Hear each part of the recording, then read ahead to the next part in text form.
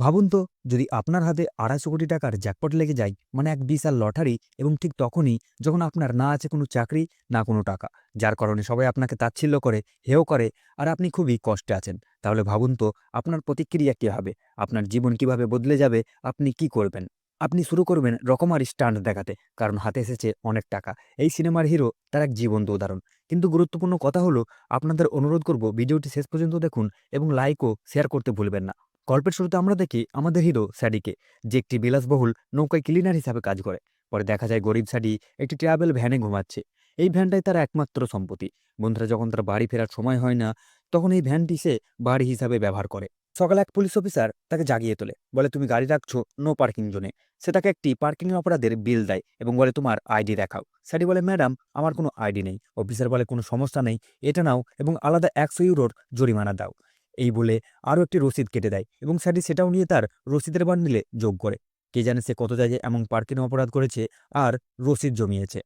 এরপর সে বিলাসবহুল নৌকায় কাজে যায়, কিন্তু দেরি করে যাওয়ায় মালিক তাকে অনেক বকাঝকা করে এবং বলে ভাই, ক্রুজ সিজন শেষ হয়ে গেছে, কাল থেকে আর কাজে আসার দরকার নেই। যাওয়ার সময় মালিক যখন তার বেতন দিচ্ছিল, তখন বলে দাঁড়াও, আগে বোটের টয়লেট পরিষ্কার করো। পাশে দাঁড়িয়ে থাকা মেয়েগুলো এটা শুনে হাসতে শুরু করে। অসহায় সাডিকে সেটা করতেই হয়, কারণ না করলে পুরো টাকা পাবে না। সে টয়লেট পরিষ্কার করে একটি ক্যানে ভর্তি করে নিয়ে আসে। এত বাজে গন্ধ যে সে বমি করতে শুরু করে। সে মনে মনে ওই মেয়েগুলোকে গালিগালাজ করে, ভাবে গত রাতে ওরা এমন কি খেয়েছিল। মালিক আর মেয়েরা তাকে দেখে হাসাহাসি করে, কিন্তু অসহায় স্যাডি কিছুই করতে পারে না। কাজ শেষ করে ভ্যান নিয়ে আবার চলে যায়, কিন্তু পথে থেমে যায়, কারণ ভ্যানে পেট্রোল ফুরিয়ে গেছে। একদিনই সবকিছু খারাপ তার সঙ্গে ঘটছে। ঈশ্বরকে গালাগাল করে সে একটা ক্যান নিয়ে পায়ে হেঁটে রওনা দেয় পাশের পেট্রোল পাম্পের দিকে, যেখানে তার বন্ধু পেট্রো কাজ করে। আসলে মনে হয় তার গায়ে একটা লেবেল লাগানো, আমার সাথে যা খুশি করো, আমি কিছু মনে করব না। কারণ রাস্তার গাড়িগুলো তাকে ইচ্ছা করে ধাক্কা মেরে ফেলে দেয়, কাদা ছুড়ে দিয়ে চলে যায়, অথচ স্যাডি রাগ করে না। টেনশন নেই, যা হয় ভালোর জন্য হয়, এই হয়তো স্যাডির মূল মন্ত্র। শেষমেশ সে পৌঁছে যায় পেট্রোল পাম্পে, যেখানে তার ছোটবেলার বন্ধু পেট্রো কাজ করে। দুজন ছোটবেলা থেকে একসঙ্গে ঘুরে বেড়ায়। পেট্রো গোপনে মালিকের চোখে এড়িয়ে স্যাডিকে কিছু ফ্রি পেট্রোল দিয়ে দেয়।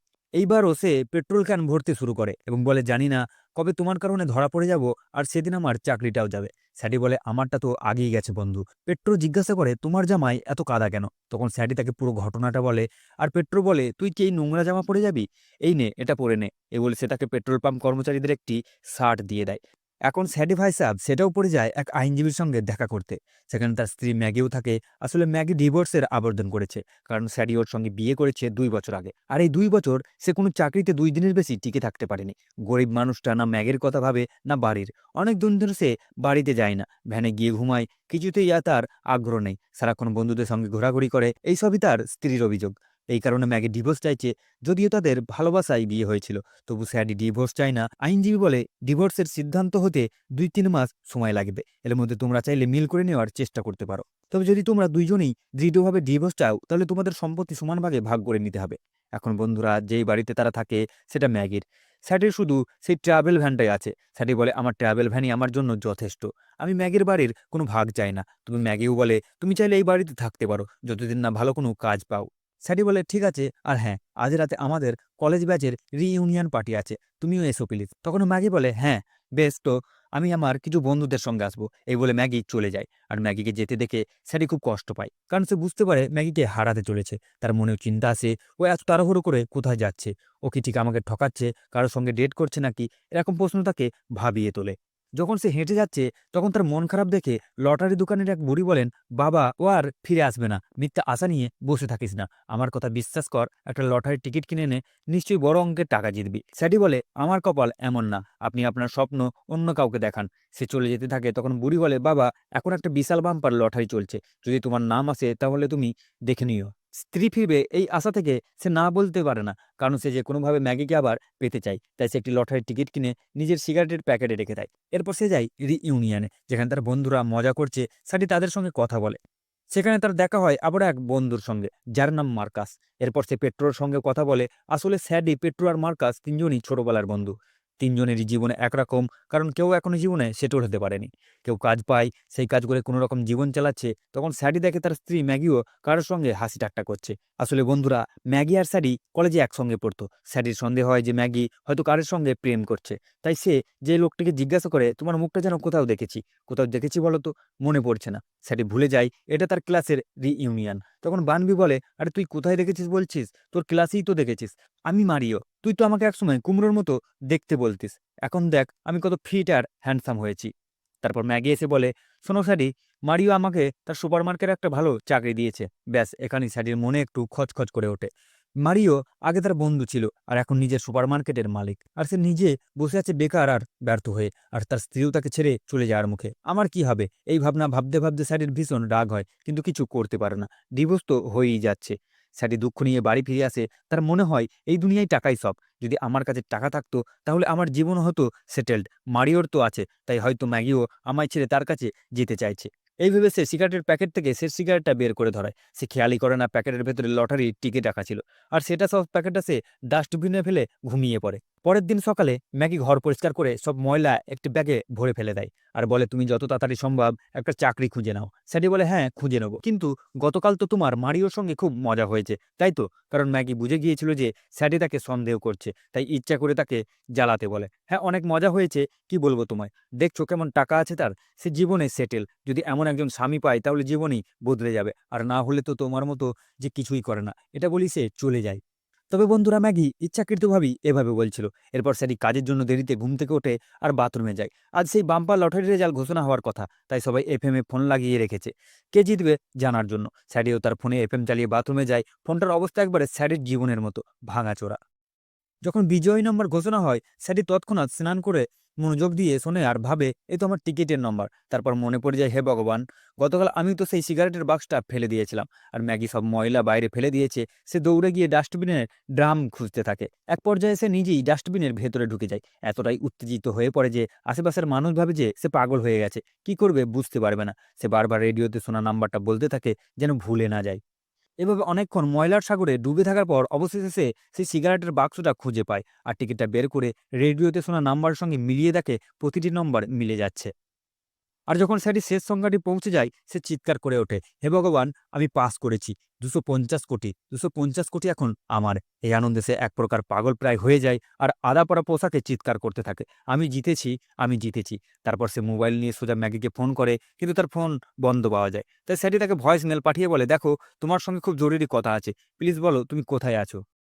সে সোজা চলে যায় মারিওর সুপার মার্কেটে। সেখানে গিয়ে দেখে মারিও আর ম্যাগি একটা গাড়িতে বসে আছে। ওরা খুব ঘনিষ্ঠ মনে হচ্ছে, আর একে অপরকে চুমু খাচ্ছে বলেও মনে হয়। এটা দেখে স্যাডির মন ভেঙে যায়, আর সে দুঃখ নিয়ে ফিরে আসে। আসলে তারা কেউ কাউকে কিস করেনি, কিছু একটা নিচে পড়ে গিয়েছিল, সেটা খুঁজছিল ওরা। কিন্তু স্যাডির মনে হয় ওরা কিস করছিল। কি ভুল ভেবেছিল স্যাডি। তারপর সে লটারি টিকিটটার দিকে তাকিয়ে ভাবে, আমি তো কোটিপতি হয়ে গেছি, আমার দুঃখ পাওয়ার দরকার কি। সেভাবে কারোর কাছেই সে কিছু বলবে না। তারপর সে ব্যাংকে যায় লটারির টিকিটের টাকা তুলতে। লাইনে দাঁড়িয়ে থাকে, কিন্তু তার হাতে লটারির টিকিট দেখে সবাই অবাক হয়ে তাকিয়ে থাকে, আর নিজেদের মধ্যে ফিসফিস করে বলে, এই তো সেই বাম্পার লটারি জয়। তারপর সবাই স্যাডির পেছনে পেছনে যেতে থাকে। স্যাডি ভয় পেয়ে সেখান থেকে দৌড়ে পালায়। আসলে বন্ধুরা, ওরা তাকে তাড়া করছিল যাতে সে আমাদের ব্যাংকে ইনভেস্ট করে, আমাদের কাউকে অ্যাসিস্ট্যান্ট করে ইত্যাদি। কিন্তু স্যাডি ভয়ে পালিয়ে যায়, ভাবে কে জানে কে ওরা আমার পেছনে ছুটছে। পরে সে ভ্যানে উঠে চলে যায়। তখনই আমরা দেখতে পাই সেই ভ্যানের ভেতরে একজন লোক বসে আছে। সে বলে, স্যার, আমি জানি আপনি কোটিপতি হয়ে গেছেন, প্লিজ আমাকে আপনার অ্যাসিস্ট্যান্ট হিসাবে রাখুন। স্যারি বলে, আমি নিজেই অকেজো, তুমি আমার অ্যাসিস্ট্যান্ট হয়ে কি করবে? লোকটি বলে, স্যার, আমি একজন অভিজ্ঞ ফিনান্সিয়ার, আমি জানি আপনি অর্থ পরিচালনায় দুর্বল, কিন্তু আমি এতে খুবই দক্ষ। স্যার, যদি টাকা ঠিকমতো ম্যানেজ না করেন তাহলে সব উড়ে যাবে। আমি আপনাকে সাহায্য করতে রাজি, তাই প্লিজ আমাকে কাজে রেখে দিন। এই সময় স্যাডি খুব দ্রুত গাড়ি চালাচ্ছিল, তাই আবার এক পুলিশ অফিসার তাকে থামায়। কিন্তু সেই ফিনান্সিয়ার, যার নাম থ্যাডি, পুলিশকে বুঝিয়ে বলেন, ইনি হচ্ছেন বাম্পার লটারি যাই, আর আমি তার অ্যাসিস্ট্যান্ট। এটা শুনে পুলিশ আর কিছু বলে না, বরং স্যাডিকে ছেড়ে দেয়। সে বলে, আমিও সেই লটারি টিকিট কিনেছিলাম, কিন্তু আপনি সত্যিই সৌভাগ্যবান যে জিতে গেছেন। জীবনটা আপনি উপভোগ করুন। দেখছেন তো বন্ধুরা, টাকা কোথায় না কথা বলে। স্যাডির খুব ভালো লাগে লোকটা যেভাবে পুলিশকে সামলালো। সে বলে, ঠিক আছে, আজ থেকে তুমি আমার অ্যাসিস্ট্যান্ট। ফ্যাডিও খুব খুশি। দুজনে একসাথে রেস্টুরেন্টে গিয়ে খাই। স্যাডির সম্পর্কে জানতে চায়। সে জিজ্ঞাসা করে, স্যার, নিজের সম্পর্কে কিছু বলুন। স্যাডি বলে, আমার একটা স্ত্রী আছে, কিন্তু আমরা ডিভোর্স নিতে যাচ্ছি। আমার আর কেউ নেই, কোনো কাজও নেই। তখন ফ্যাডি জিজ্ঞাসা করে, স্যার, আপনার স্ত্রী কি জানে আপনি লটারি জিতেছেন? স্যাডি বলে, না, তা জানে না। ফ্যাডি তখন বলে, স্যার, জানাবেনও না। জানাবেন না কেন জানেন? যদি ও জানে তাহলে আপনাকে 250 কোটির অর্ধেক তাকে দিতে হবে। জানেন না ডিভোর্সের সময় স্বামী-স্ত্রীর সম্পত্তি ২ ভাগে ভাগ হয়ে যায়। এটাই আইন। স্যাডি ভাবে তাহলে আমি অন্তত আমার বন্ধুদের বলতে পারি। সে বলে, "না স্যার, যদি আপনার বন্ধুরা জানতে পারে তাহলে খবর আপনার স্ত্রীর কাছেও পৌঁছে যাবে। তখন আপনার বন্ধুরাই বলবে, 'তোর তো ২৫০ কোটি টাকা আছে। আমাদের একটু দে।' বলুন তো আপনি কি তাদের টাকা দিতে চান?" স্যাডি বলে, "না, একদমই না। ২৫০ কোটি শুধু আমার। আর তুমি চিন্তা করো না বন্ধু, আমি কাউকে কিছু বলব না।" তারপর যখন দুজন রেস্টুরেন্ট থেকে বেরোচ্ছিল তখন ম্যাগি আর মারিও সেখানে আসে। এখন স্যাডিকে এমন বড় রেস্টুরেন্টে দেখে যাতে ওরা সন্দেহ না করে। তাই স্যাডি এক পার্কিং অ্যাটেন্ডেন্টসের ইউনিফর্ম পরে এবং এমনভাবে আচরণ করে যে সে এখানেই কাজ করে। ম্যাগি জিজ্ঞাসা করে, "তুমি এখানে কি করছো?" তখন মারিও এসে পড়ে আর বলে, "স্বামী-স্ত্রীর মধ্যে কথা হচ্ছে। আমি কথা বলছি যখন তুমি বাধা দিও না।" স্যাডি বলে, "আমি এখানে সাময়িক একটা কাজ পেয়েছি, সেটাই করছি।" কিন্তু ম্যাগি বলে, "এই রোদে কতদিন এভাবে কাজ করতে পারবে? বিশ্বাস করো, মারিওর সুপারমার্কেটে কাজ করো। আমি ওর সঙ্গে তোমার জন্য কথা বলব।" তখন স্যাডি বলে, "ঠিক আছে, আমি যেকোনো কাজ করতে রাজি। প্লিজ মারিওর সঙ্গে কথা বলো যেন ও আমাকে একটা চাকরি দেয়।" ম্যাগি চলে যাওয়ার পর স্যাডি ওদের গাড়ির দিকে তাকায়, যেটায় ম্যাগি আর মারিও এসেছিল। সে রেগে গিয়ে একটা ফুলের টব গাড়ির ওপর ফেলে দেয়। গাড়িতে দাগ কেটে দেয়, টায়ারে ছিদ্র করে দেয়। এক কথায় পুরো গাড়িটি নষ্ট করে দেয়। কিন্তু তখন গাড়ির অ্যালার্ম বাজতে শুরু করে আর তখনই স্যাডির মাথায় আসে, আরে এটা তো মারিওর গাড়ি নয়, এটা তো এক বৃদ্ধ দম্পতির গাড়ি। ওরা বেচারারা কিছু করতে পারে না, শুধু দেখে কষ্ট পায়। কিন্তু স্যাডি ভাবে তাতে কি, আমার তো ২৫০ কোটি আছে, ওই দম্পতিকে আমি একটি নতুন গাড়ি কিনে দেবো এবং সেটা ওরা চেপে মজা পাবে। এখন কেউ আর স্যাডির ওপর সন্দেহ করছে না, তাই সে খুব কম বেতনে মারিও সুপারমার্কেটে চাকরি নেয়। একটা মেয়ে তাকে কাজ শেখায় আর বলে, "দেখো, যদি ২-৩ বছর কঠোর পরিশ্রম করো তাহলে বেতন হবে ৫০০ ইউরো। ৫০০ ইউরো স্যারের কাছে ধুলো সমান, কারণ তার কাছে অগাধ সম্পদ আছে। তবু সে গরিব সেজে থাকতে বাধ্য হয়। সে মনে করে আজ সে কোটিপতি হলেও একসময় তার পকেটে ১ পয়সাও ছিল না। সে ঠিক করে এই ২৫০ কোটি টাকা গোপনে উপভোগ করবে। সারাদিন সুপারমার্কেটে কাজ করার পর সন্ধ্যাবেলা সে বিলাসবহুল জীবন কাটায়। দামি পোশাক, জুতো, ঘড়ি আর নিজের পছন্দের অনেক জিনিস। একদিন সে একটি মলে কেনাকাটা করছিল। তখন মারিও তার পরিবার নিয়ে সেখানে আসে। স্যাডি লুকিয়ে পড়ে। ভাবছে, যদি দামি পোশাক আমাকে দেখে ফেলে তাহলে নিশ্চয়ই জিজ্ঞাসা করবে, এত টাকা কোথা থেকে এলো? আসলে সে ছিল একটা হীরার দোকানে। সে লুকিয়ে পড়ে, কিন্তু দুর্ভাগ্যবশত মারিওর পরিবার একই দোকানে কিছু কিনতে আসে। স্যাডি নার্ভাস হয়ে পড়ে আর দোকানের কর্মচারীকে বলে, "আমি এখানকার সবচেয়ে দামি জিনিসটা কিনতে রাজি। কিন্তু প্লিজ ওদের দোকানে ঢুকতে দিও না।" তখন কর্মচারী মারিওকে বলে, "স্যার, আমার দোকান বন্ধ করতে যাচ্ছি। দয়া করে কাল আসুন।" ওরা চলে যাওয়ার পর স্যাডি একজোড়া দামি কানের দুল কেনে, কিন্তু সেটা সে তার পছন্দের নয়, শুধুমাত্র সেই দুলের বাক্সের জন্য, কারণ সে বাক্সে সে ৩ বোতল বিয়ার রাখতে পারবে। গাড়িতে ফেরার সময় সে দুলগুলো একপাশে সরিয়ে রাখে, দুলের বাক্সে বিয়ারের বোতল রেখে মদ খেতে শুরু করে। যদি সে নির্দিষ্ট সীমার থেকে বেশি টাকা পায় তাহলে হয়তো তার মাথায় নানান পাগলামি ভর করে, আর যখন সে পুরোপুরি বিগড়ে যায় তখন একের পর এক ভোগবিলাসে মেতে ওঠে। এমন এক বিলাসিতা যা সে নিজেও বোঝে না। সে কি উপভোগ করছে, সে জলের মতো টাকা খরচ করে এবং এসব দামি জিনিস কেনার পর সে তা বাড়িতে রাখতে পারে না, কারণ তখন ম্যাগি সন্দেহ করে ফেলবে। নিশ্চয়ই বাইরে কোথাও একটা গ্যারেজ থাকবে আর সেইখান থেকে সব দামি জিনিস রেখে দেবে। ভাবুন তো, সে দামি ওয়াইন এনে ঘরে পড়ে থাকা সস্তা ওয়াইনের বোতলে ঢেলে মজা করে খায়। ম্যাগির ডায়েট নিয়ে কিছু শোনা মাত্রই সে তড়িঘড়ি দামি পোশাক খুলে শুধু আন্ডারওয়্যার পরে বসে পড়ে। তারপর ম্যাগি আসে, সেই ওয়াইন খায় আর বলে, "এটা তো খুব সুস্বাদু।" তারপর বলে, "তুমি নগ্ন হয়ে বসে আছো কেন?" সাডি বলে, "গরম লাগছে। খুব গরম, তাই সব খুলে ফেলেছি। আরে গাধা, এখন তো অক্টোবর চলছে।" সে কাছে আসতেই স্যাডি তার দামি ঘড়ি লুকিয়ে ফেলে, যেন মরতে বসেছে। ওই ঘড়িটার দাম শুনে অজ্ঞান হয়ে যেও না।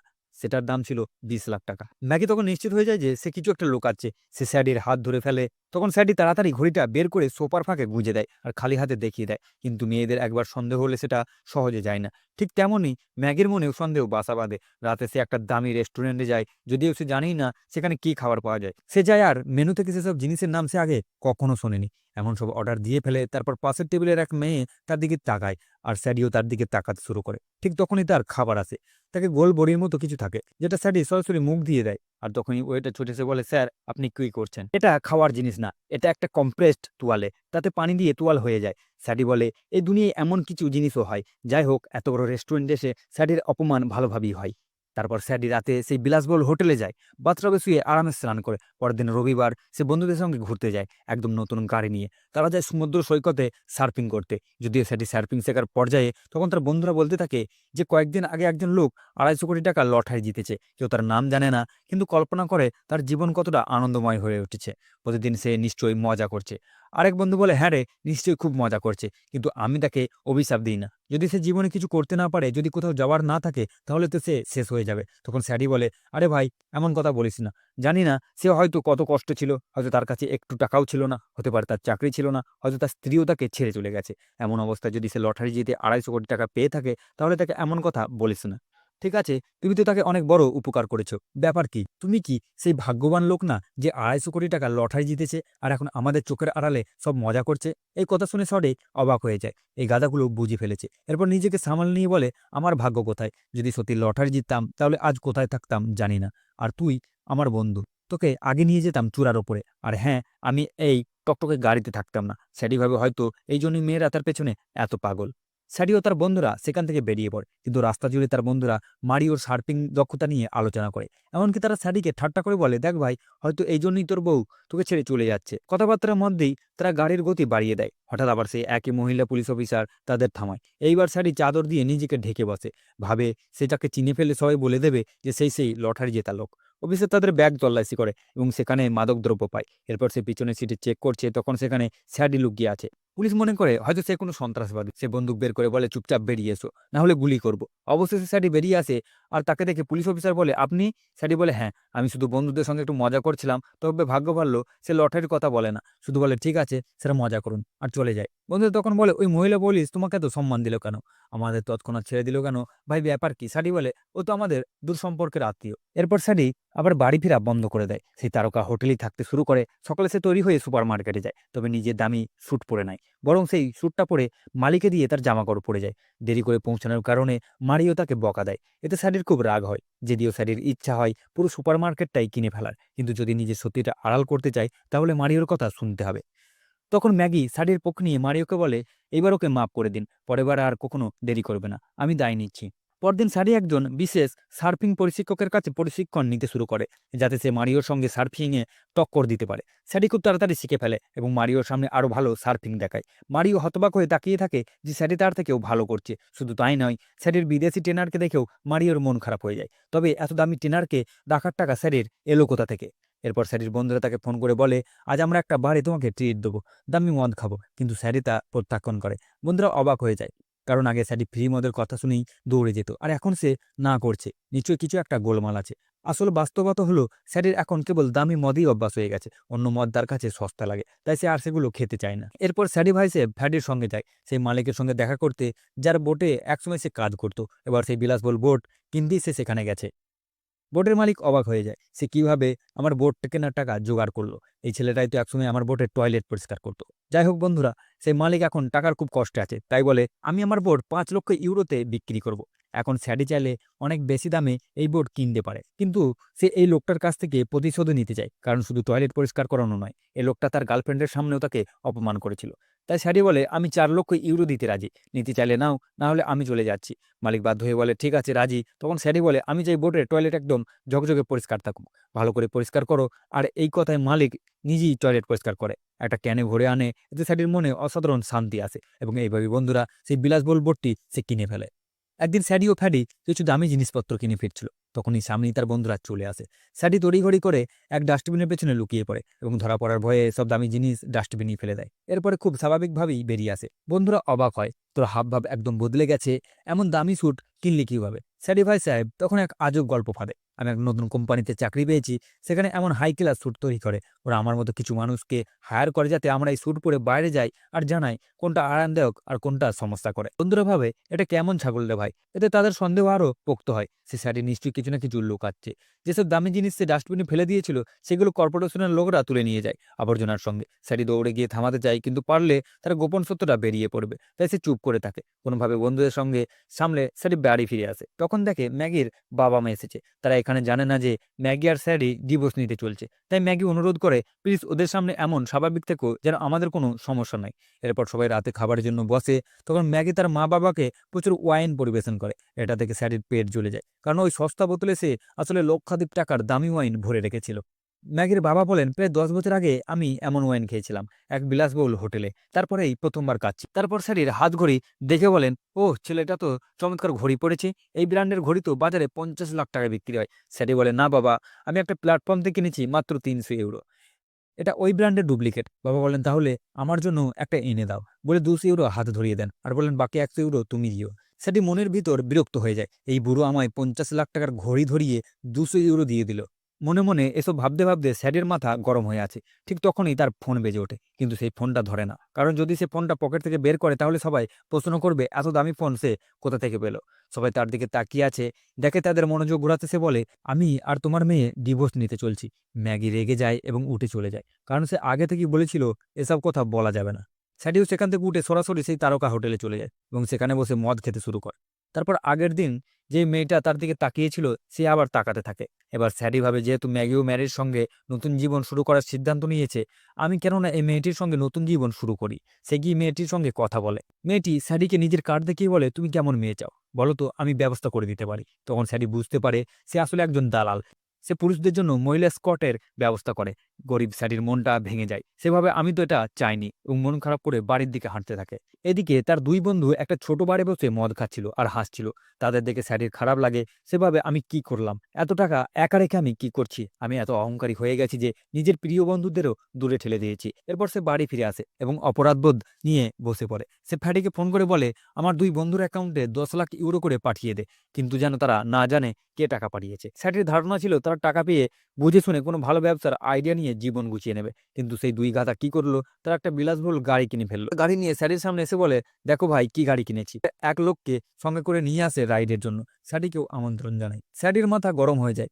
তোমরা এইভাবে টাকা নষ্ট করছো, আমি জানি না কোন পাগল তোমাদের অ্যাকাউন্টে 10 লাখ ইউরো ঢুকিয়েছে। তখন বন্ধুরা বলে, আমরাও জানি না, সেই টাকাই তো গাড়ি কিনেছি। স্যাডি বলে, তোমাদের বুদ্ধি কি গরু চড়াতে গেছে?